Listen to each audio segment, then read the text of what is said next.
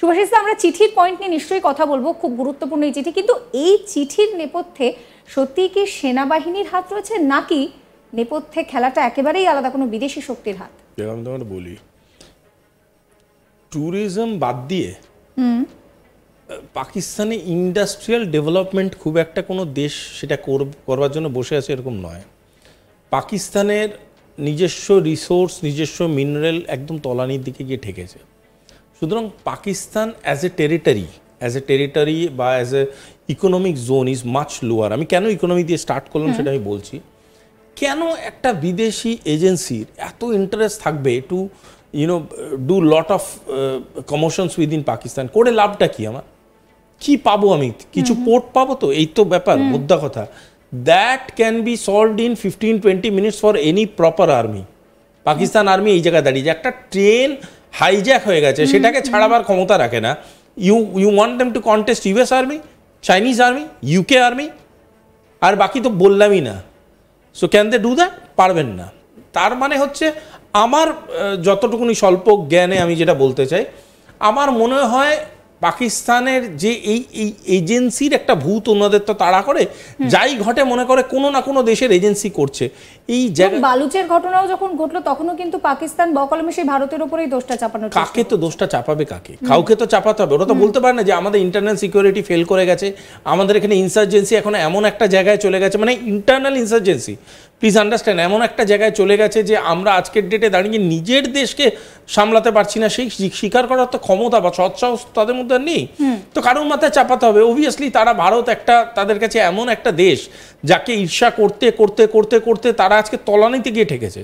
সুতরাং যাই ঘটবে তারা চেষ্টা করবে ভারতের ঘাড়ে চাপাতে। সব থেকে হাস্যকর একটা জিনিস, আজকের ডেটে দাঁড়িয়ে এই ধরনের একটা চিঠি দিয়ে পাকিস্তান আর্মির বিভিন্ন স্প্লিট বোঝা যাচ্ছে। সেই চিঠির মধ্যে কিন্তু একটা কন্টেন্ট অফ ইমোশন আছে। সেই চিঠিটা যে লিখছে তার যে পাকিস্তানের প্রতি, পাকিস্তানের মানুষের প্রতি বা পাকিস্তানের যা সম্ভাবনা, পরিবেশের প্রতি যে একটা দরদ আছে, সেটা কিন্তু চিঠিতে প্রকাশ পাচ্ছে। আমি কিন্তু চিঠিটা একবার না মাল্টিপল টাইমস পড়েছি। বিদেশি এজেন্সিরা এই চিঠি কেন লিখতে যাবে? What is the purpose behind that? আজকের ডেটে এটা একটা ফ্যাক্ট যে ওখানে এই ধরনের ঘটনাগুলো ঘটছে। আজকের ডেটে এটা একটা ফ্যাক্ট যে ওখানে army is in a state of mutiny. They are failing everywhere. They have failed as a philosophy, they have failed as a emotion, they have failed as a soul, they have failed as a nation, they have failed as a territory. Accept it. এই ওই ঝোপে ঝাড়ে তুমি ভাই মেরো না, পরিষ্কার বলো যে we have failed as a nation and ask for help, ask for friendship. নিজের দেশের ইকোনমি রিকভার করতে পারছো না। পাকিস্তানের সাধারণ মিডিয়া যে নিউজ প্রকাশ করছে, পারলে ইউটিউবে গিয়ে দেখো।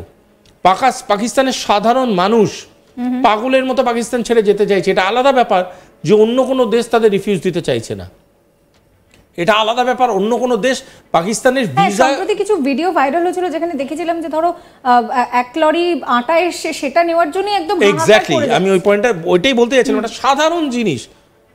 এই জিনিস হচ্ছে মানে সেখানকার ইকোনমিক কন্ডিশনটা কি, কোন জায়গায় দাঁড়িয়ে আছে, সেখানে বাজার দর কোথায় দাঁড়িয়ে আছে, সেইটাকে লোকানোর জন্যে বারংবার দেশে এরকম মিউটিনিগুলো ঘটছে, দেশে এরকম ইনসার্জেন্ট ঘটনা ঘটছে।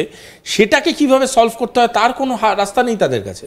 কি করছে? একে ওকে দোষারোপ করছে, অমুক দেশ করেছে, তমুক দেশ করেছে, এই করেছে কি করবে? যেমন এই চিঠিতে বেশ কয়েকটা পয়েন্ট রয়েছে, তার মধ্যে হচ্ছে সবার আগে যেটা রয়েছে যে 9th মে ক্র্যাকডাউন, এটা রয়েছে। তারপরে ইলেকশনের রিগিং, যেটা তুমি বলছিলে একটু আগে, যে ইলেকশনের মানে সবটাই তো এই পলিটিক্যাল শিট দ্বারা বলা যেতে পারে, ইলেকশন সেখানেই সমস্যা। জাফর এক্সপ্রেস, যেটা নিয়ে তুমি এতক্ষণ বললে, ইকোনমিক কোল্যাপস, যেখানে খাবার নেই সেখানে বাণিজ্য নেই, তার তো অবস্থা এরকম হবেই। আরেকটা খুব গুরুত্বপূর্ণ পয়েন্ট রয়েছে, সেটা হচ্ছে যে আর্মির যে রেপুটেশন, এই কটা চিঠিতে খুব গুরুত্বপূর্ণভাবে লেখা হয়েছে, মানে পয়েন্ট ধরে ধরে ধরে ধরে লেখা। কারণটা হচ্ছে, দেখো একটা কথা, আমরা হয়তো ভারতবাসী হিসাবে যারা এই নিউজ দেখছি তাদের কাছে হয়তো কোথাও গিয়ে একটু অবাক লাগছে, এরকমও হতে পারে। তার কারণটা হচ্ছে আমাদের এখানে army is a different respected unit, কিন্তু একটা রোগ নেশন লাইক পাকিস্তান, সেখানে আর্মি ইজ আ টুল। আর্মিতে গিয়ে সেখানে লোকেরা প্রথমেই যে চেয়ারে বসে, সে চেয়ারে বসেই সে প্রথমে ড্রাফট করতে শুরু করে হাউ টু আর্ন। সুতরাং তাদের আর্মি কতটা মানে আজকের ডেটে দেউলিয়া হয়ে গেছে তার একটা প্রতিফলন হচ্ছে এই চিঠি। এবং এই চিঠিতে সেখানে মহিলাদের উপর অত্যাচার, সাধারণ মানুষের উপর অত্যাচার, সেটারও কিন্তু একটা উল্লেখ রয়েছে। এবং if I am not wrong, এই চিঠিতে মানে what kind of international repercussions can come তারও একটা ইঙ্গিত আছে about United Nations and all, যে আমরা কি মুখ দেখাবো। কারণ দেখো মানবাধিকার লঙ্ঘন, আর that too by army, is a very big thing. তোমার আর্মি কেন একটা দেশে থাকে? একটা দেশের আর্মি থাকে একটা দেশ এবং দেশের সাধারণ নাগরিককে এবং দেশের টেরিটরিকে সুরক্ষিত রাখার জন্য। সেই আর্মি যদি এমন একটা কাজে লিপ্ত হয় যে কাজে তারা সাধারণ মানুষকে মারতে শুরু করে, শোষণ করতে শুরু করে, সাধারণ মানুষের জন্যে পাঠানো রিসোর্সকে কনজিউম করতে শুরু করে বা ব্ল্যাক মার্কেট করতে শুরু করে, that army becomes itself a disgrace for that nation. এবং সেই ডিসগ্রেসফুল কন্ডিশনটাই রিভিলড হচ্ছে এই চিঠির মাধ্যমে। এবং বারংবার সে বলছে, বারংবার সে এমন একটা জিনিস রিপিট করার চেষ্টা করছে যে আমাদের এখানে নারীদের উপর অত্যাচার হয়েছে, আমাদের এখানে সাধারণ মানুষের অত্যাচারিত, আমরা চাইছি এই জিনিস থেকে আমাদের নিষ্কৃতি দাও। তাই জন্য বারবার বলছি, the army of Pakistan please stay away from it, let's give a chance, আমাদের ছেড়ে বেরিয়ে যাও তুমি, just go of from this. এবং এটা কেন বলছে? এটা বলার পিছনে যে কষ্টটা আছে, সেই কষ্টটা কোনো মানে এক্সটার্নাল এজেন্সির কাছে থাকবে না। দে মাইট বি টেকনিক্যালি কারেক্ট যদি এরকম ধরনের কিছু তারা করার কথা ভাবতে পারে, বাট এই ইমোশনটা যখন কোথা থেকে আসবে? এই ইমোশনটা আসছে সেই মানুষটার থেকে যে মানুষটা সেটা ফেস করছে, এই মানুষটা সেই পদ্ধতির একটা অংশ। সেই মানুষটা যখন এই কথাগুলো বলছে তখন সে বুঝতে পারছে how painful this things are, and this is so very painful and it makes you feel very bad as a neighbor.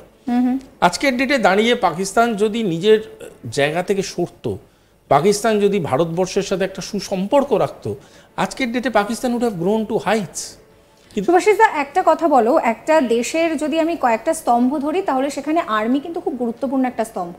পাকিস্তানের এই মুহূর্তে যা অবস্থা, তাতে করে একটা দেশ যখন ভাঙতে বসে, যখন একেবারে পতনের মুখে চলে যায়, ঠিক কি পরিস্থিতি তৈরি হয় তার কি কোনো থিওরি রয়েছে? দেখো আমি তোমাকে বলি, আমি অনেক জায়গায় ক্লাস নিতে গিয়ে এটা বলি এবং আজকে আমি অন স্ক্রিন বলছি, this is being taught by my mentor, পৃথিবীতে নেই। So he taught me a very important lesson about diplomacy. সেটা হলো, আমরা খুব সাধারণভাবে বলছি এগ বয়েল থিওরি বলি। আচ্ছা, ঠিক আছে? আমরা যদি একটা ডিমকে বয়েল করি, ডিমের দেখবে তিনটে লেয়ার হয়। একটা হচ্ছে শক্ত লেয়ার যেটা বাইরের, একটা হচ্ছে নরম সাদা লেয়ারটা, আর একটা হচ্ছে হলুদ লেয়ার। তো যখন একটা বয়েল হয় না, তখন কি হয়, আমরা কি করে বুঝতে পারি একটা বয়েল হচ্ছে? যে একটার যে বাইরের যে শক্ত লেয়ারটা আছে তার মধ্যে ফাটল ধরে।